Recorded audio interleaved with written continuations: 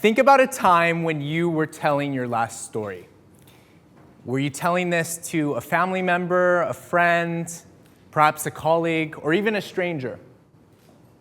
The reason that I ask this question is because 65% of our daily communication and speech is storytelling.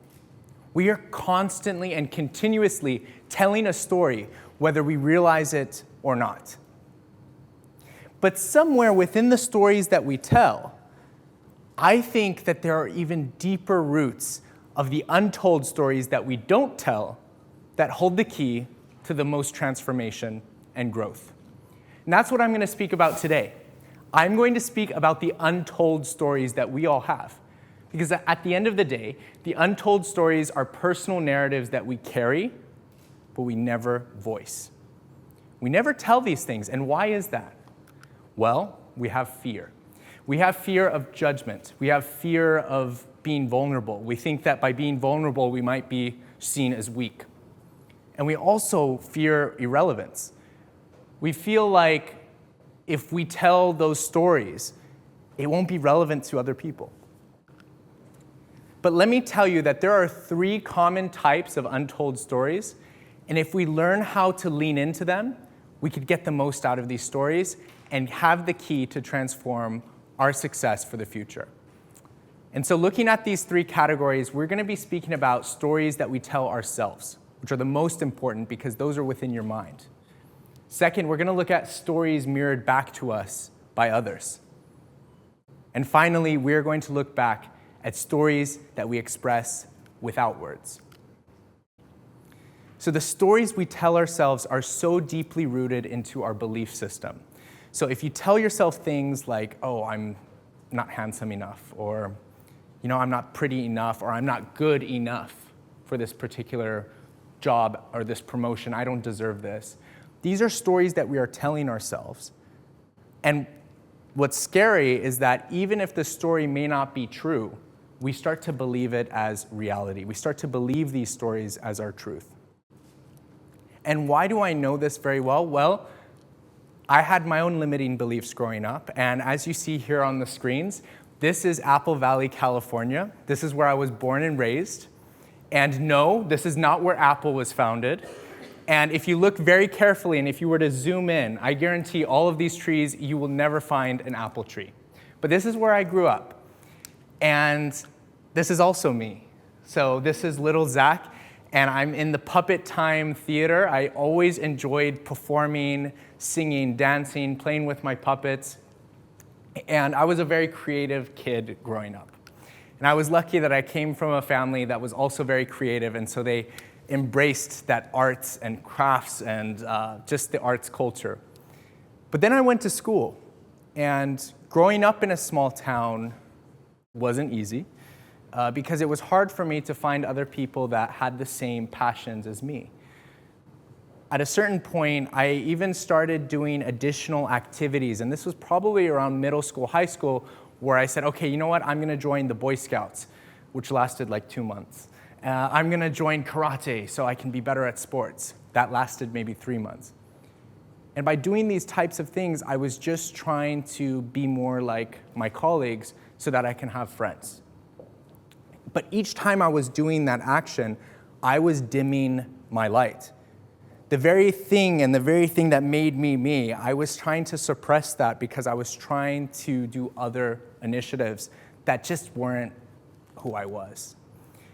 And so you get to a point where you dim your light a little bit, and then you get to a point where you forget where the light switch is. And that's what happened to me. I knew that I didn't want to be defined by my small town experience and by being bullied in school. I wanted to do something that would change my internal narrative and my internal story structure. And I made the incredible opportunity decision to go to be an exchange student in Italy. And I arrived in Rimini, Italy, where I didn't speak the language at all. And I left behind my loving family. I left behind my 1 or 2 friends that I had. But I knew that this was going to be an important opportunity for me to lean into my untold stories, but more importantly, create a new reality here in Rimini, no one knew who Zach was. So I didn't have any preconceived notions. I had the chance for the first time to take a risk and to live my life authentically and see what would happen. And once I started doing that, what happened was truly transformational. I had the best year of my life because I learned that sometimes our stories are mirrored back by others.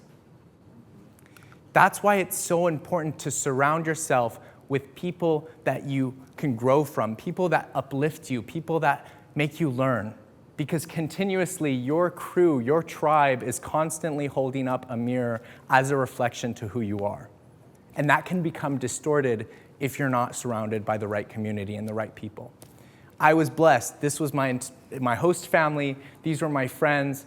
And I found myself at a point where even though I didn't speak the language, even though it was my first time there in Italy, at the end of the day, I was able to connect with everyone through a shared experience because I was confident in being myself.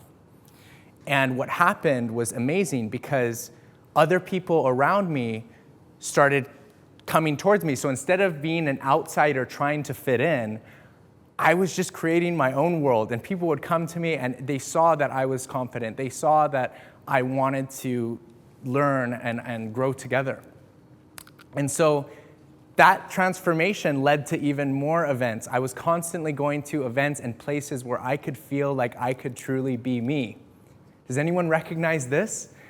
This is Tomorrowland. This is the world's largest music festival. You have 500,000 people from all around the world who are coming together with one shared goal, which is to unite for music.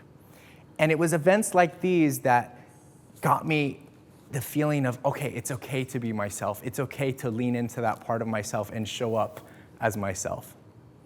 And it was about learning how you can take those experiences, take those moments, and live bits of that each and every single day. Because when we are ourselves, opportunities will come our way.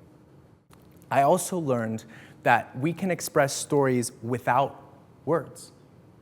80% of our communication and how we are perceived are through nonverbal cues, are through microexpressions, are through our tonality. So when we're in this situation of realizing the impact of how we are perceived by others, our words are a very minimal variable. So when we look at stories expressed with words, this is important because this also shows the way that you show up to a meeting, the way that you walk into a room, your posture, your presence, essentially, is already defining a narrative before you even open your mouth. You might be the most brilliant person in this world, but someone is already thinking as to whether or not you're important, whether or not I should speak to you, and whether or not I'm going to learn something from you just before you speak. So if you are aware of your presence, you are aware of your body language, you are aware of how you come across, this is going to help you grow. This is going to help you lean into that, to understand that there are other ways to influence people other than just your words. So I'm going to go through a 3-step process for you to learn how you can lean into some of those untold stories that you have.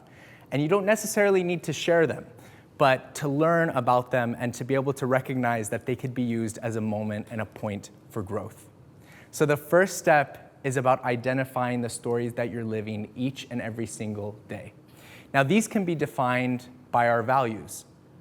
What are the things that we say yes to? What do we tend to stay away from? Maybe these are belief systems. Maybe these are values that our family has passed down to us. Maybe these are values that we have gathered along our journey and throughout our life experiences. But identify those values that you're living each and every single day. And the second step is about reframing the narrative. So instead of saying something like, okay, I am not good enough for this new job or for this new endeavor, or I am not enough, or I don't belong, you reframe the narrative and you say, I am in the process of learning, and I am so excited because this shows that I know I will be successful because I won't give up no matter what it takes. You're reframing the narrative. And the last step is about expressing them in a way that feels empowering and meaningful to you. This isn't about ignoring reality. This is quite the opposite. This is about gathering a new perspective so you can view your stories and your untold stories as a moment for growth. When you learn to do this, you can lean into your curiosity and the very bits and pieces of you are that make you yourself. You can lean into that and use that for even more success for your future. Because ultimately, our untold stories, they shape how we see ourselves. They shape the decisions we make, and they shape the person we are becoming. You know, Maya Angelou, she once said that just the greatest burden is having untold stories within us. And I agree. I agree because I think that stories can be used to heal. I think stories could be used to inspire people. And I think stories can enable us to authentically connect with one another. So the last question that I want to leave you all with today is, if you have a story that you are willing to tell, the most powerful story that you will ever tell in this world is the one that you will choose to live by. Thank you so much.